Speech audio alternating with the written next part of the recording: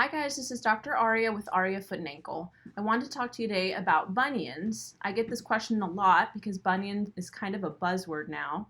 And the question is, do I have a bunion and what is a bunion? So today's presentation will go over some of that information. So today's agenda, we're going to talk about what is a bunion, what causes a bunion, what do you do about your bunion, what are the treatment options, how can you prevent bunions, and we're going to be linking to a number of exercises that you can do to help strengthen the foot. So the first question is what is a bunion? Bunions are also called hallux abductovalgus, and those are just words that refer to the deviation of the bone against the big toe joint. So as you can see in this picture, the first yellow line is pointing to the metatarsal bone, and you can see the toes are in a different direction than that line is going. Ideally, you want the line to be completely in alignment, so the big toes and all the other toes are moving over to the left. That bump is really the bunion, and we call that subluxation of the first metatarsal bone. There's a lot of things that cause bunions, and genetics is a big one. If mom had bunions, the chances are you are more predisposed to getting bunions. Also, low arches and high arches can predispose somebody, overall structure of the feet. Improper shoe gear is a really big one that can promote changes in the bones that can lead to bunions. And as you can see in this picture here, there's a number of different muscles. You can see them with the red muscle belly and then the white tendons that are a portion of the muscle belly. When those are deviated or shifted, that can cause the bone to pull away, and that's what really causes that deformity. So improper shoe gear can really manipulate the soft tissue and cause those changes.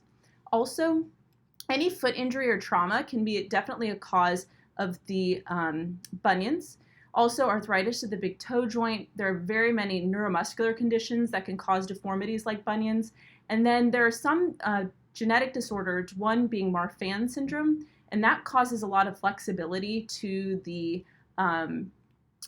ligaments, and it causes what we call ligamentous laxity. That can also create bunions. So symptoms of a bunion, pretty simple.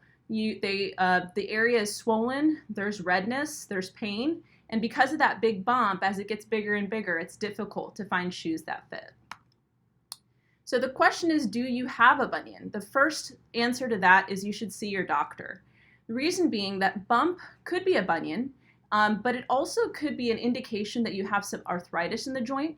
It could be gouty arthritis or what we call hallux rigidus. So there are a number of reasons why people will get those bunion bumps, and the treatment is different based on the actual pathology. So that means that you have to get it checked out by a professional to actually ensure what the problem is, and then you can start treating it from there. So what should I do about my bunion?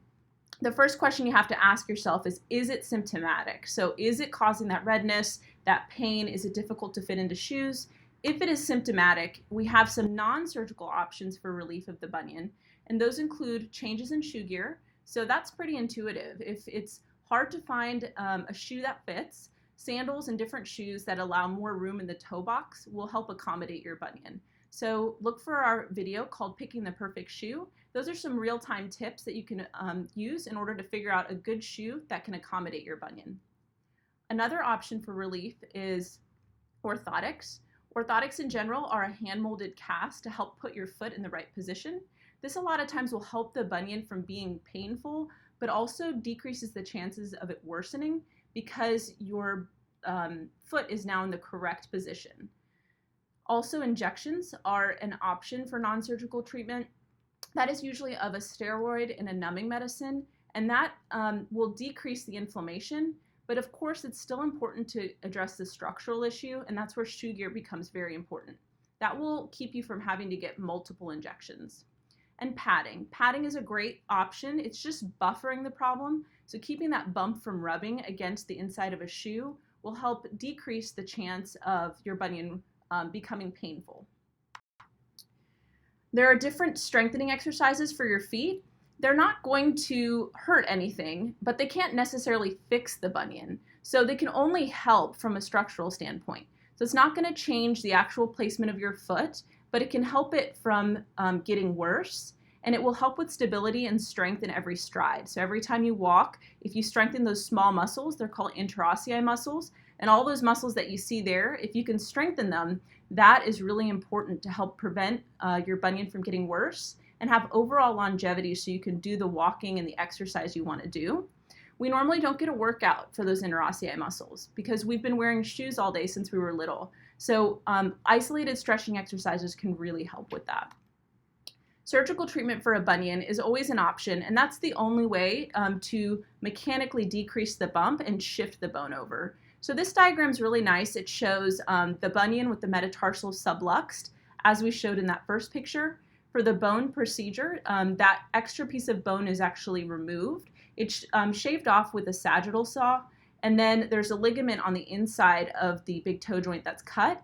And basically, just like you would do woodwork, it just kind of slides over that bone so the toe is straight and in the correct position.